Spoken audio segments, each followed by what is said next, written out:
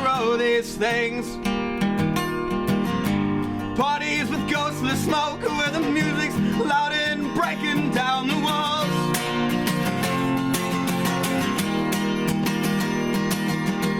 And I barely recall cricket walks home, just grasping at your sleeve.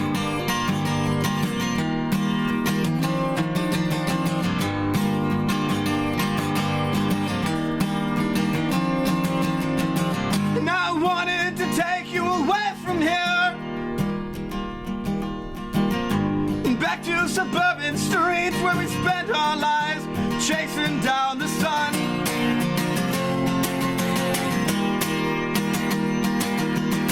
And I told you everything on the front porch when you said that you were tired and there was nothing left to save. So I followed heavy lights back home, and I followed heavy lights back home. And you always said they were the stars that we could own, and they're the stars that we could own.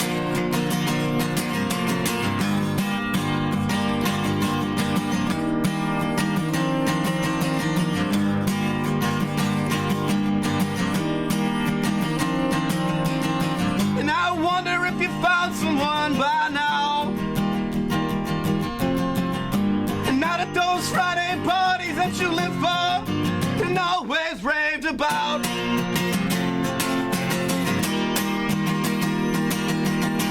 where the kids trip on some stuff and all their bodies passed out on the floor, laughing, saying maybe just one more. So I followed heavy lights back home, and I followed heavy lights back home.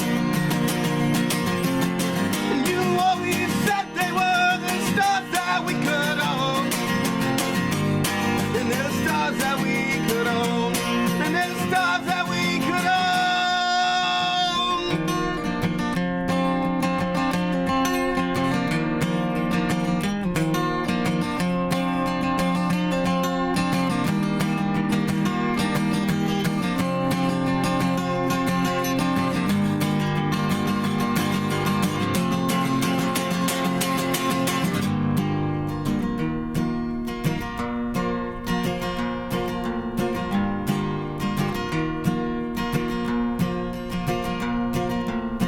You'll wake up some early weekend morning when the lights stab your eyes and every noise twists and turns your stomach.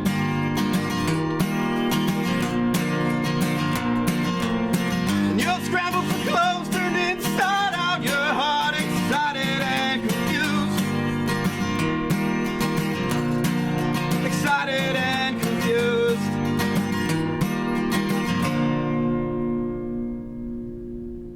I'm here with Danny Cozzi and All the Wine. So how you doing, Danny? I'm good. Thanks for having me, Keith. Yeah, no problem. So why have you guys named yourselves All the Wine? All the Wine. That is actually a song by The National from, I believe, the Alligator record. It might be Boxer. I mix those two up all the time. But that song was always my favorite song by theirs, and it was always really special to me because it's about this guy who's kind of, he's kind of a shut-in. He's introverted. He's not really socially competent, I guess. But that's, not that I'm that way, but he just has a hard time in his life. And this one night that All the Wine is about is he's just feeling on top of the world. I'm assuming he's plastered, but it's this very like confidence-boosting song. And I always listened to that when I was feeling kind of low down. And when Matt Scott and I, our drummer, we were thinking of a name, that popped into my head randomly, and it was perfect, and it stayed. So I know you kind of said that you don't relate to him 100%, but are there qualities of yourself that you see in that the person who the song's about? Yeah. I think because I'm always kind of in my own head, and I'm always kind of unsure of what I'm supposed to be doing, but that is absolutely not the case when I'm on stage or when I'm recording. I always know exactly what has to be done and what we're doing, and I think we're doing something right because our shows are always a blast. People always have a good time, and every show we've ever played has been the most fun night of my life. So. I want to get back to that later, like your shows and stuff like that, and Sure. what that's like to play. But why did you guys start this in the first place? Is what I want to get at first. Well, I've always wanted to start a band. I think since I've been 11 or 12, I've wanted to be a musician. I just never had much luck with finding the right match with people. But when I met Matt, and I found out he played drums, and we jumped in, and I realized when I was I think it was a junior here. I saw people from high school and people I know in college or from college, just playing open mics, going on tour with their band, and doing all these great things that I always wanted to do. And I was sitting in my room writing all the time and recording, but I was never actually pursuing that dream.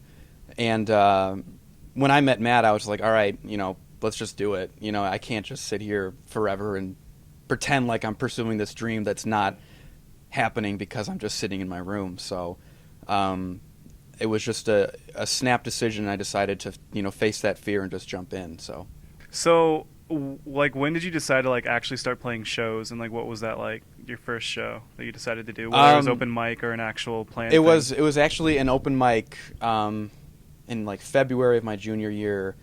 One of my good friends that I met here, her name's Daria. She was always really encouraging and told me, you should just go do it. It's fun. You're good at this. And so, I just kind of braved the February cold and the biting wind that DeKalb has, and I just went and I tried it, and it took me a while to get used to doing that, but once I was doing that, I was like, okay, well, this isn't that scary. And, it was just as scary doing it as All the Wine the first time, because that was the first time I presented my songs. Because when I did those open mics, I was doing covers or something, maybe an original I wrote years ago, but they were never songs that I wrote at the time that were personal to me then. So when we did the first All the Wine show, I was just absolutely terrified. But it went really well, and we're still at it just as hard, probably harder now. So.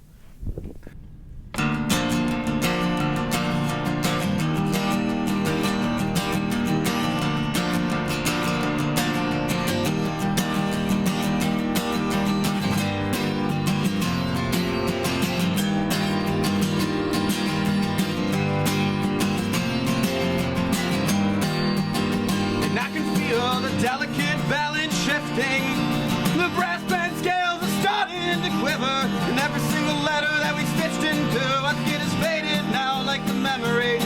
And I swore on the greatest city skyline that we'd make it through the year if it killed us. And the lights above the corner cascading down your face, they carry us halfway across the world.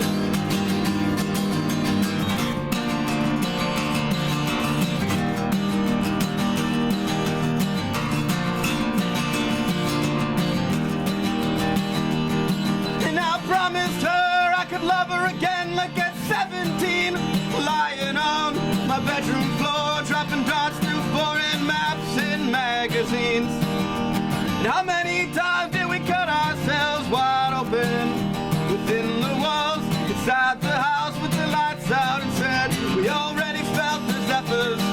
And I swore on the greatest city skylines that we'd make it through the year if it killed us. And the lights above the corner, heavier than all the concrete, crashing down, down, down.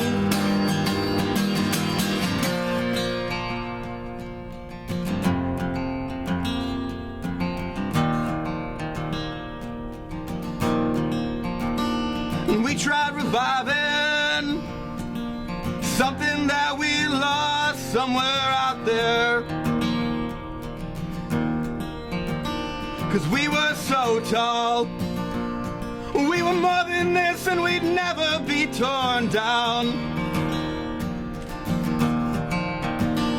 We tried reminding ourselves that the distance was just time and direction. But your head started turning, and I could tell that there was someone on your